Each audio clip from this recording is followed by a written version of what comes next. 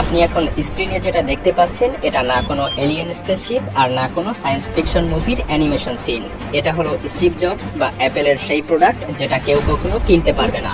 এখন অবাক করা ব্যাপার হলো অ্যাপেলের এই হেডকোয়ার্টারটি তৈরি করতে খরচ হওয়ার কথা ছিল 50 কোটি ইউএস ডলার, অথচ সেখানে খরচের মাত্রা এসে থামে 500 কোটি ডলারে। তবে কি দুনিয়ার সবচেয়ে বড় বিজনেস কোম্পানির দ্বারা এত বড় ভুল? স্বাভাবিকভাবেই ব্যাপারটা বেশ অস্বাভাবিক, তাই না?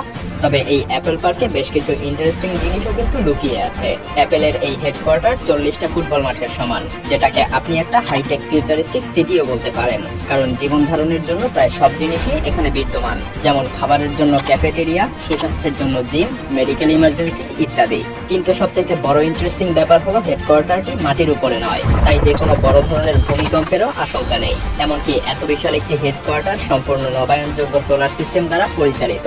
12 মাসের মধ্যে 9 মাসেই না কোনো এসির প্রয়োজন হয় না কোনো হিটার। কিন্তু কিভাবে? তো বন্ধু, আজকের ভিডিওতে দুনিয়ার সবচাইতে দামি এই বিল্ডিং এর পর্দা উন্মোচন করতে চলেছে। তো চলুন শুরু করা যাক। And we've come up with a design that puts 12,000 people in one. এটা ছিল স্টিভ জবসের স্বপ্ন, যেটা তিনি 2011 সালে সিটি কাউন্সিলের সামনে বলেছিলেন। কিন্তু এই স্বপ্ন তার ছিল 2004 সাল থেকেই। মূলত তিনি তার কর্মচারীদেরকে এমন একটা পরিবেশ দিতে চাচ্ছিলেন যেখানে পরিবেশ আর বিল্ডিং এর মাঝখানে কোনো ক্রস লাইন থাকবে না। নিজের তৈরিকৃত প্রোডাক্টস এর মতো সে এমন একটা হেডকোয়ার্টার বানাতে চেয়েছিল যেটা আগামী কয়েক দশক পর্যন্ত পরবর্তী কোম্পানিগুলোকে ইন্সপায়ার করতে পারবে, এবং জবস সেটা করেও দেখিয়েছেন তার জীবনের শেষ কিছু সময়ে। তবে তিনি তার স্বপ্নকে সত্যি হতে দেখে যেতে পারেননি। অক্টোবর 2011 সালে অ্যাপলকে টিম কুকের কাছে হস্তান্তর করে তিনি পৃথিবী থেকে বিদায় নেন। কিন্তু অবাক করা বিষয় হলো এই ক্যাম্পাসটি তৈরি করার পূর্বে সে 50 কোটি ডলার খরচের একটা অনুমান করলেও 8 বছর পর ক্যাম্পাসটি যখন পুরোপুরিভাবে তৈরি হয়ে যায় তখন এর খরচের মাত্রা গিয়ে দাঁড়ায় $5 বিলিয়ন, অর্থাৎ 500 কোটি ডলারে। কিন্তু আরো ইন্টারেস্টিং ব্যাপার হলো 2008 সালে এই টাকাটা অ্যাপলের টোটাল ক্যাশ রিজার্ভের 2% ছিল, আর বর্তমানে এই টাকাটা তাদের কাছে অতি নগণ্য। কারণ অ্যাপেল বর্তমানে $2.08 ট্রিলিয়ন ডলারের সাথে সাথে দুনিয়ার সকল বিলিয়নার্সদেরকেও পেছনে ফেলে দিয়েছে। ক্যাম্পাসের ব্যাপারে বলতে গেলে বলতে হয় অ্যাপেল প্রথমে একটা নতুন জায়গা কেনে বেশ কম দামে, এবং তাদের প্রতিযোগীদের থেকে কিছুটা আড়ালে থাকার জন্য তারা নিজেদের পরিচয় গোপন রেখেই এই জায়গাটা কেনার পরেও তাদেরকে এই জায়গার জন্য গুনতে হয়েছে $107 মিলিয়ন। 175 একরের এই জমিটি অ্যাপল 2008 সালের আগেই কিনে রেখেছিল, কিন্তু কাজ শুরু করার পারমিশন পায় 2013 সালে। আর এই বিল্ডিং এর দায়িত্বে ছিলেন দুনিয়ার সবচেয়ে বড় আর্কিটেক্ট নরম্যান ফস্টার, যিনি এমন সব আর্কিটেকচার পৃথিবীকে উপহার দিয়েছেন। 2017 সালে যখন অ্যাপেলের ওপেনিং হয় তখন দুনিয়া জুড়ে শুধুমাত্র অ্যাপেল পার্কেরই গুণগান চলছিল। অ্যাপেল পার্ককে মানুষ রিং অথবা স্পেসশিপ নিকনেমও দিয়ে থাকে। এই গোলাকার বিল্ডিংটায় 2.8 মিলিয়ন স্কয়ার ফিটের অফিস স্পেস আছে, যেখানে অনায়াসেই 12,000 কর্মী কাজ করতে পারে। এই বিল্ডিং পৃথিবীর সবচাইতে বৃহত্তম কার্ভ গ্লাস প্যানেল দিয়ে তৈরি, আর প্রায় 3000 গ্লাস প্যানেল দিয়ে বেষ্টিত। এই ক্যাম্পাসের বাইরে এবং ভেতরে দুই পাশেই গ্যালারির মতো জায়গা রাখা হয়েছে, যাতে কর্মচারীরা বের হতে বা প্রবেশ করার সময় হাঁটতে হাঁটতেই এই ক্যাম্পাসের সম্পূর্ণ সৌন্দর্য উপভোগ করতে পারে। তবে অ্যাপেল পার্ক কিন্তু শুধুমাত্র এই বিল্ডিং এর জন্যই বিশ্বজুড়ে বিখ্যাত না। এই ক্যাম্পাসে 3 লাখ স্কয়ার ফুটের 2টা রিসার্চ ডেভেলপমেন্ট বিল্ডিংও রয়েছে, যেখানে 2000 জন কর্মী একসাথে কাজ করে। সেই সাথে অ্যাপেল তার কর্মচারীদের ফিটনেসের কথা চিন্তা করে বানিয়েছে 1 লাখ স্কয়ার ফিটের একটি ওয়েলনেস সেন্টার, যেখানে ইয়োগা থেকে শুরু করে সব ধরনের লেটেস্ট ফিটনেস মেশিন রয়েছে। সেই সাথে এখানে রয়েছে একটি ভিজিটিং বিল্ডিং, আন্ডারগ্রাউন্ড পার্কিং এবং অডিটোরিয়াম। ভিডিওর শুরুতে আমরা বলেছিলাম অ্যাপেলের এই বিল্ডিংটি কিন্তু মাটির উপরে দাঁড়ানো নয়। তো এখন প্রশ্ন হলো, মাটি নয় তাহলে কি 12,000 এমপ্লয়ি নিয়ে এটা হাওয়ায় ভেসে আছে? না, অ্যাপল কোম্পানি এখন সেই প্রযুক্তির ছোঁয়া পায়নি। এই বিল্ডিংটি বানানো হয়েছে বেজ আইসোলেশন টেকনোলজি দিয়ে, অর্থাৎ এই বিল্ডিংটি 692টি স্টেইনলেস স্টিল প্লেটের উপরে দাঁড়িয়ে আছে, যা অনেকটা এভাবে কাজ করে। তার মানে পুরো বিল্ডিং এই প্লেটসগুলোর উপরে দাঁড়িয়ে থাকে, আর যা কিনা যে কোনো প্রাকৃতিক বিপর্যয়ের সময় 4 ফিট পর্যন্ত কোনো ক্ষয়ক্ষতি ছাড়াই যে কোনো ডিরেকশনে মুভ করতে পারে।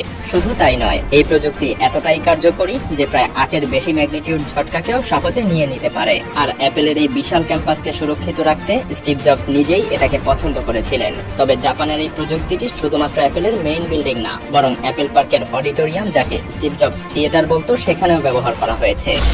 এই অডিটোরিয়ামটি স্পিকারবিহীন 155 ফিট জায়গার উপরে মেটালিক কার্বন ফাইবার দিয়ে তৈরি করা হয়েছে। একসাথে 1000 লোক ধারণ করার পরেও পুরো জায়গাটাকে আপনার খালি বলেই মনে হবে না। অ্যাপেলের কাছে কোনো জাদুবিদ্যা নেই যার ফলে এমনটা মনে হয়। আসলে থিয়েটারের আসল রূপ গ্রাউন্ড ফ্লোরে, উপরে শুধু এই কাচের দেয়াল। সিঁড়ি বা লিফট ইউজ করে নিচে যাওয়ার পরে লবি দেখা যায়, যেখানে রয়েছে স্টিভ জবস থিয়েটার। এখানে 1000 মানুষ একসাথে বসতে পারে। এখানকার প্রতিটা লেদার চেয়ারের দাম $14,000। শুধুমাত্র এটাই না, অ্যাপেল পার্কের প্রতিটা জিনিসই অনেক দামি। এমনকি তাদের কাছে পিৎজা রাখার জন্য নিজস্ব পিৎজা বক্সও আছে। কিন্তু অ্যাপেল পার্কের সবচেয়ে বড় ইন্টারেস্টিং জিনিস কি তাহলে? আসলে এটার নামেই সেই ইন্টারেস্টিং জিনিসটি লুকিয়ে আছে, মানে অ্যাপেল পার্ক। এটা আসলে একটা পার্ক।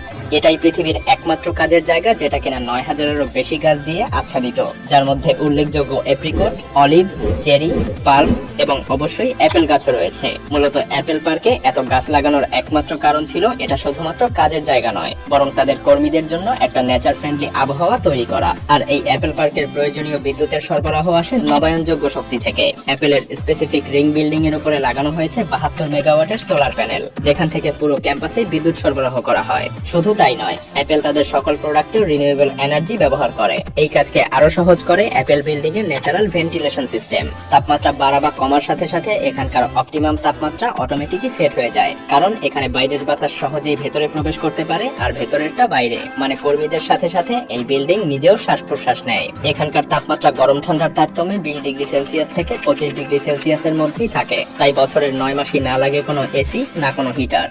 অ্যাপেল গার্ডেনের ক্যাফেটেরিয়া এত বড় যে এখানে একসাথে 4000 লোক ফুড এনজয় করতে পারবে কোনো গ্লাসের মধ্যে আবদ্ধ না হয়ে, বরং তারা ফুড এনজয় করবে নেচারকে উপভোগ করতে করতে। এছাড়াও এখানে রয়েছে 3.2 কিলোমিটার রানিং পাথ, 1000 সাইকেল, এমনকি এখানে আন্ডারগ্রাউন্ড পার্কিং সিস্টেমও রয়েছে, যেখানে 14000 গাড়ি পার্ক করা যায় যাতে করে বাইরের সৌন্দর্য নষ্ট না হয়। আরো রয়েছে একটা যোগা সেন্টার এবং 2টা ফিটনেস সেন্টার। সেই সাথে ক্যাম্পাসের সৌন্দর্য আরো বাড়ানোর জন্য এর সেন্টারে রয়েছে রংধনুর মতো একটি স্থাপনা। এই রংধনুর কালার অ্যাপেলের পুরনো লোগোর মতোই ইউজ করা হয়েছে। এরপর আসে অ্যাপেলের ভিজিটিং সেন্টার, যেখানে আপনি আপনার আইপ্যাডে সহজেই অ্যাপেল পার্কের পুরো একটা রিয়েল ভার্সন দেখতে পাবেন। 10,000 ফুটের এই এরিয়াতে রয়েছে অ্যাপেলের সব ধরনের লেটেস্ট প্রোডাক্ট, যেখানে 1916 সালে বানানো একটি বার্নও আছে। অ্যাপেল যেটাকে মেইনটেনেন্স টুল রাখার জন্য ব্যবহার করে। আপাত দৃষ্টিতে এটা আসলে শুধুমাত্র কাজের জায়গা নয়, বরং এটা একটা অ্যাপেল সিটি। এখন আপনারাই বলুন, অ্যাপেল এই পার্ক বানানোর আগে যে মিসক্যালকুলেশন করেছিল সেটা করা স্বাভাবিক নয় কি?